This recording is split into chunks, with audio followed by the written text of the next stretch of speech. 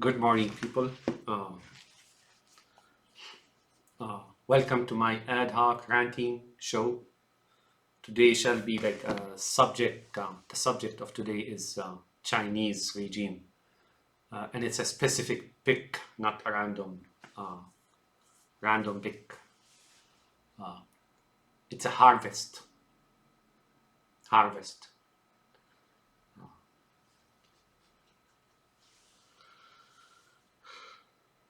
Let's take the history of China. Simply put, it's bloody, it's murderous. Somehow, and for some reason, it's no different from Lenin and the brothers Karamazov. No, it's no different from the brothers Stalin and Lenin. Uh, you keep asking me how are they brothers in communism? That in brutality, that too, but in greed, they're really the same. You cannot make an assumption about what you just see. Deception is so deep in this world and so widespread and so ugly and so bloody and so malicious and so malevolent and so corrupt and so ruthless and so void of spirit and so void of mercy and so void of humanity. Deception in this world and hatred in this world is so deep. Not everybody, of course, the majority are just normal citizens, normal people that are humans, and we seek, our daily life and the progress of ourselves and humanity and so on, but not some people like the Lenin and Stalin, and of course down all the way to Putin. But now the same thing for China, ever since that the inception of that revolution, which is in 1911, there's even a movie about that. Go check it out and see how much San Francisco has to do with it, with that, how much Americans how much they have to do with it. But it's bloody.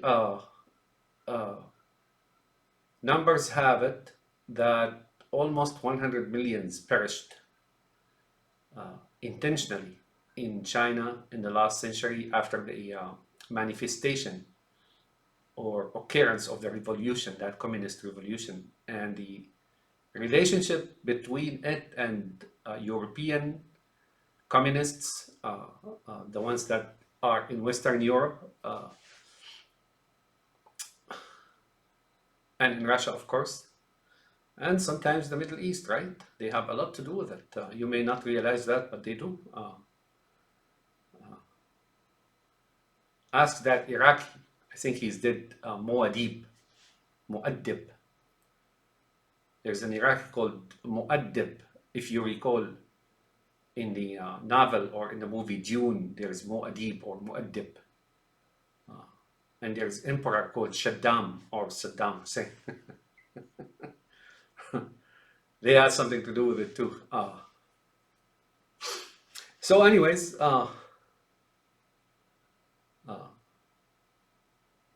that's what it is, folks. 100 million souls perished because they were cleansing society, similar to what Stalin and Lenin did in Ukraine in the Holodomor, and in Russia itself, cleansing of Russia of hundreds of millions, folks. And then eventually Europe in World War I and World War II, and the sister, that evil, psychotic sister of like really blood and greed sister of communism, which is Nazism, right? I'm going to ask you this. Suppose you took the word Nazi, Nazi, right? And prefixed it with Ashke. What do you get? Ashke and then Nazi, right? Nazi, Ashkenazi. So hundreds of millions in the last century alone. And they continue, of course, now. They continue. But then I had a testimony from, in the 90s, I had a colleague from China, like Eastern China, Shanghai, I believe he was from Shanghai, and he testified to me that when the revolution took place, after it was successful, that weird success, right? They halted the education system for 13 years.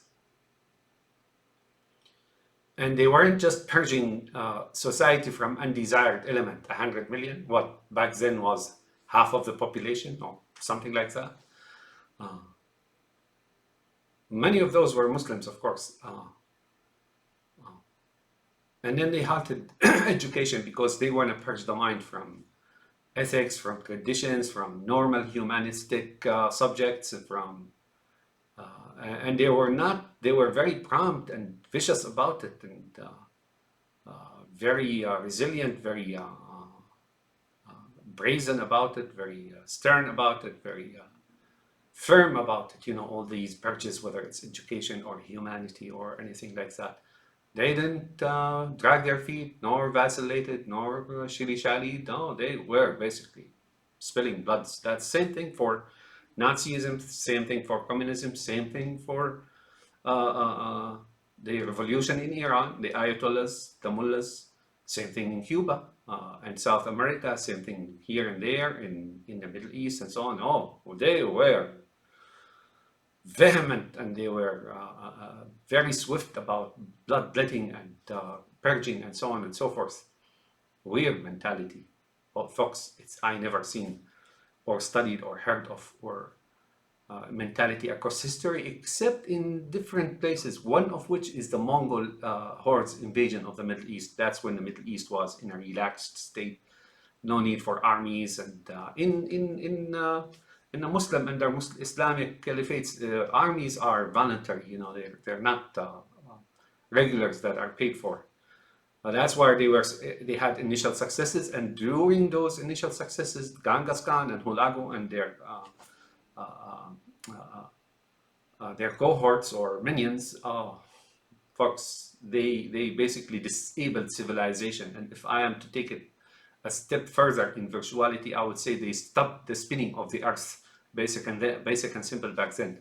The knowledge, enormous sum of knowledge, they destroyed the enormous number of books, they destroyed the number of human souls, they murdered and pillaging and so on. Their history, even in the West, is so horrific, you know, to the degree that in his memoir, Winston Churchill, whom I disagree with, of course, in many senses, basically dubbed them as mechanical savagery, not to be mistaken by later generations. Of course, you know, the generations that are now exist, they're different, you know. Some of them are still, right? But, you know, the majority of them eventually realized that this particular religion, this particular area here and there, even near Moscow, right, in Kazan and here and there, you know, they eventually changed, and that's been, what, 1,000 years? So I'm not bringing this up to mention that the Mongols are, you know, so and so. Oh, no. Right now, there's the Mongols and there's the Tatars, and in Crimea in particular, they're my people. You know, I love them. Let's put it this way. So that said, and then they began a systematic approach to dehumanizing the Chinese man. And if you look at the Chinese man and woman, and I worked with them and I talked to them and so on, and they think they're modernizing themselves. Basically, they're losing everything that is human, and they're becoming workaholics. I remember I worked for this company when they basically people, some 3,000 of them, they built them some shabby buildings next to the factories, and they just lived there. They worked day and night, and that's it. They don't understand anything else except accumulation. Why? Because they were, you know, experienced the poverty for a long time, and like apparently deep poverty. And eventually things began to be available, so they basically gave up everything that is human according to the giver. You know, the giver, you know, they give him $1, they take $1 worth of human value from their heart and mind and soul, right? And some people, after so long of poverty and so on, you know, they're willing to do just that. They don't think of the consequences and so on. If you look at them now, they're basically their main religion, the Eastern Chinese man, their main Religion is accumulation, accumulate, work day and night, work day and night, work day and night, and nothing else really. It's that simple, folks. In what seems to be their trends or direction in life, there's really nothing. I mean, once you take spirit out of a man becomes a devouring machine, a churning, they churn in dollars and accumulation or whatever it is. And that's that, folks. But then comes the persecution of the Muslims, right? Like concentration camps now for the Uyghur in Eastern China, or even Northern China, for that matter. They prosecute the Muslims and the concentration camps, and it's ugly thing, folks. As to what these folks did to them, unknown. They brought civilization to that area of the world. You may say, oh, but China had civilization before. Here are facts for you folks, and these are real as it gets. The Dead Sea Scrolls are fake. This is proven now. The Antikythera, which is supposed to be Greek, when, like this computer, Greek computer, is a fake.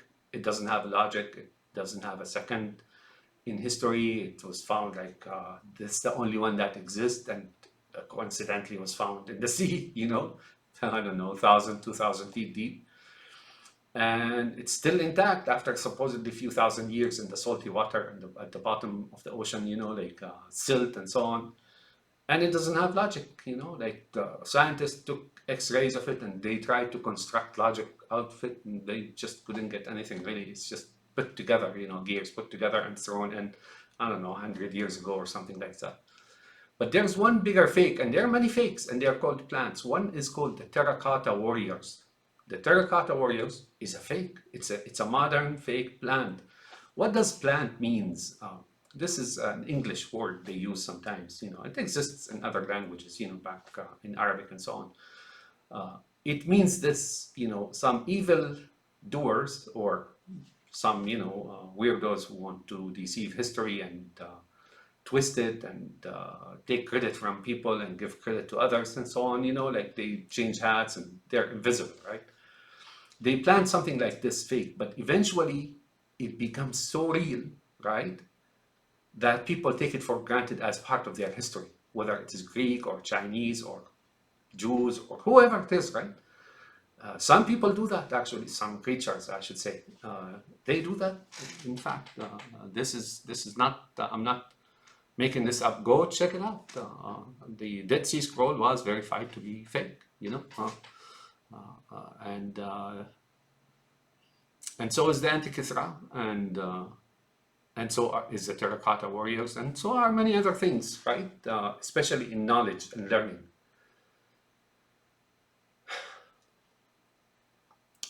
That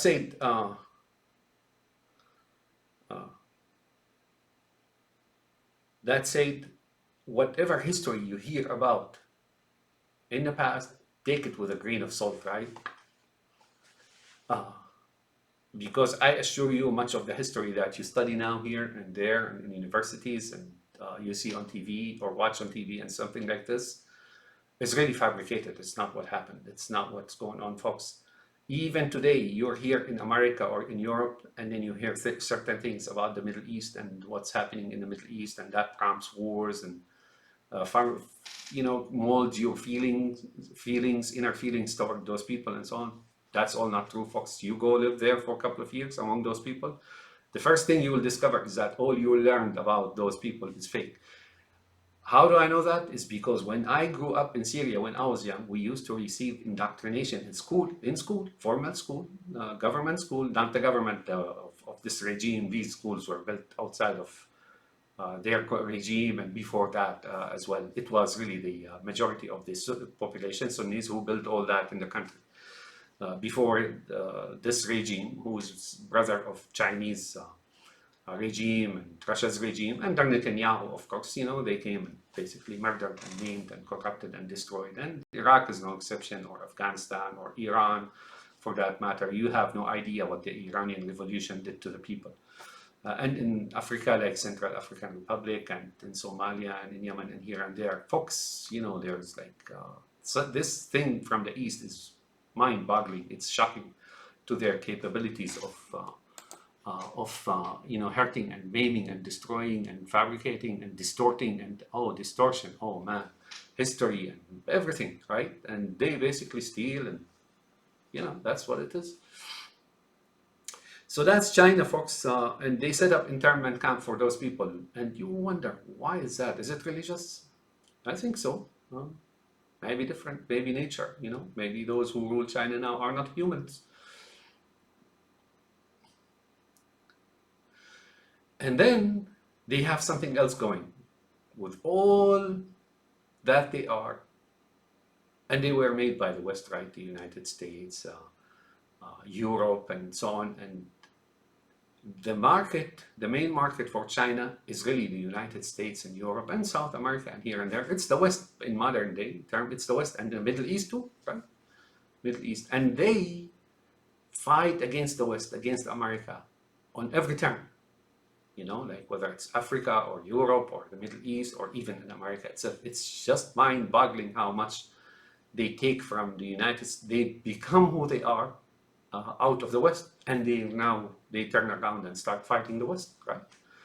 No, ever since actually its inception. In North Korea, for example, during the war in Korea, they fought against the United States, and there is North Korea now because of them, because MacArthur was like, 1 or 2 weeks from Pyongyang, the capital now in the north, when the Chinese sent in hundreds of thousands of conscripts and they cut them off and they started killing them, killing the US soldiers, and they had to withdraw, and that's why you have North Korea now. Yet it seems to me that the establishment in the United States is rewarding them for that act, right? And yet, like I said, they fight against their human rights record is the worst, probably as bad as that of Nazism and communism and regime in Syria and regime in Iran and Castro and Africa and here and there. Oh man, like Mugabe and whatnot. So that's them, folks. Now notice, and the point I want to try to make from this is, what is it about them hating so much those Sunnis, Muslims?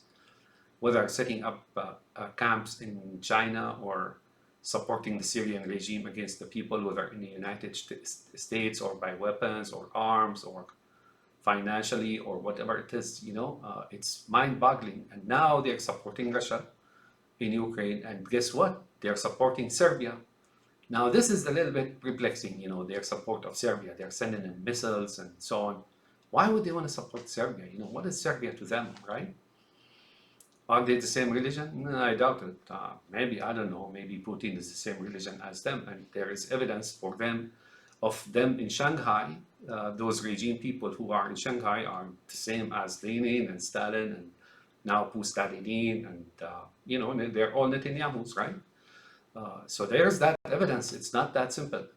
It turns out that Serbia is really fighting against Muslims, and Serbia, if you recall, during the war in Bosnia and Herzegovina, and I think later in Albania, Kosovo, and so on, they committed atrocities, folks, just like the Russia now is doing in Ukraine, and they did in Chechnya, and they did in Chechnya again, and Afghanistan, and Syria, and then Georgia, and then Armenia, and it's mind-boggling, folks. It's just something that is weird, like. Wherever there's Muslim, and those Chinese regime, they immediately come in and try to help massacre those people and maim and kill and destroy, and it's just their hatred toward Islam is just simply weird, man. I mean, I don't find a reason for it.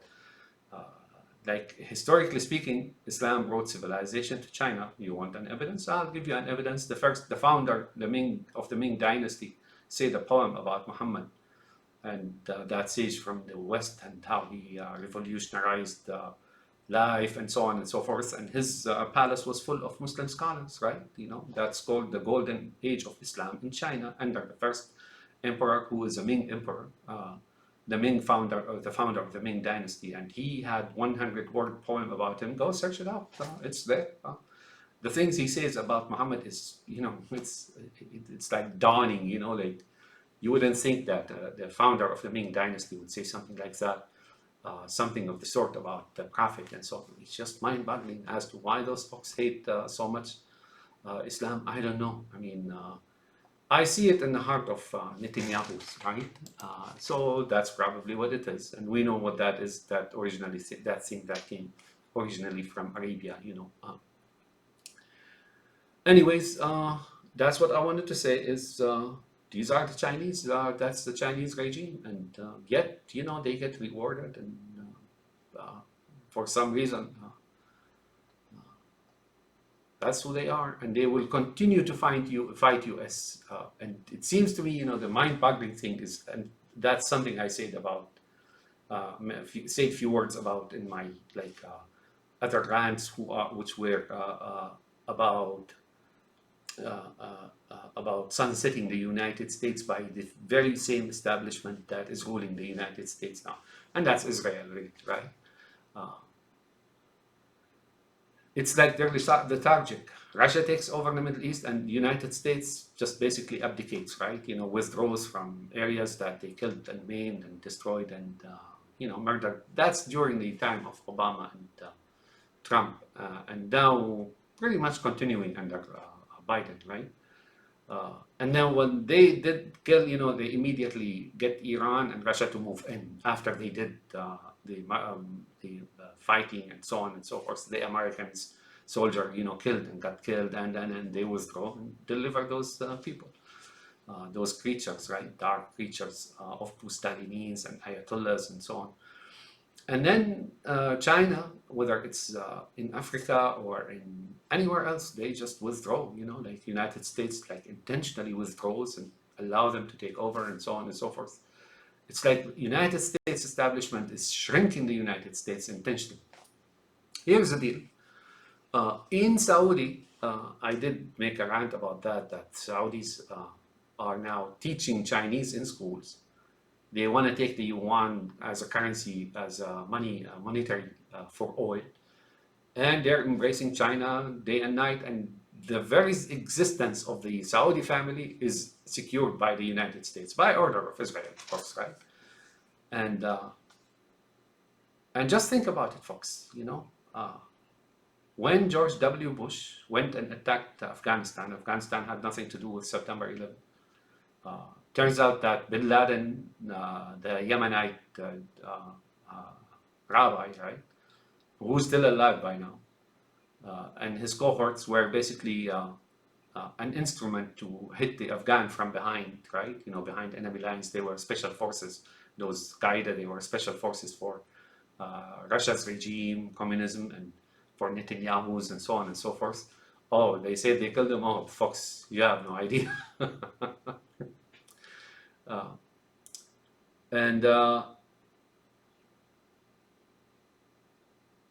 And that's, you know, and that's that, folks. And then comes ISIS, right? A dubious, weird organization, and supposedly both were thrown in the sea, right? So now nobody would go and like do forensic work and find them, right? And now, United States, George W. Bush attacks these countries, murder some million people in Iraq, Sunnis, mainly Sunnis, right? Which have absolutely nothing to do with terrorism. Think about it, folks. Iraq, there's not one hijacker on September 19 airplanes that is Iraqi, not one, right? And Saddam Hussein warned the United States about that terrorism is coming their way. Not that he was threatening, but he was really warning them, right? Because he knew what the establishment in the United States knew. How did I get that? Ask Dan Rather. He said so. In one of his interviews, he said that Saddam Hussein warned the United States before September 11. He said, terrorism is coming to you. Yet George W. Bush, you know, goes and murdered 1 million in Iraq. And guess what? He delivers the same people that carried out all the terrorism. And these are the Shiites and Alawites who rule Iran and Syria. Period. Now, there are many of those Shiites who were on September 11. They were Saudis, right? And guess what? Saudi watches, you know, and you wonder, why didn't they go the real route where those terrorists came from, right? Because they're part of their legacy of their blood thing, you know, like the George W. Bush and you know, the Northern Alliance of Afghanistan and the regime in Syria and the regime in Iran and the regime in Russia. They're the ones who carried out this September 11 and all other terrorist acts in the West, all of it. And that's China, you know. So don't go about reading voluminous tomes or books about strategies and histories and try to explain anything. No, no, no. They're right there. That's Israel that manages this tripod of Russia's regime, Iran's regime, and Chinese regime, and Saudis and American establishment, and here and there. That's, you say, oh, that's a very small state. It existed for thousands of years, folks. The Palestine itself, take over Palestine as a homeland is really an office, really, you know, formal office, armed with nuclear weapons, right? Have a nice day, my friends, and you don't need to think much about that. Once you know where the culprit is and the mall is, you'll find them. You begin to track everything down, you know, like if you really track things, the events and the confluences and the wars and so on. Now we know that Genghis Khan and Hulagu are Jews. Have a nice day, my friends.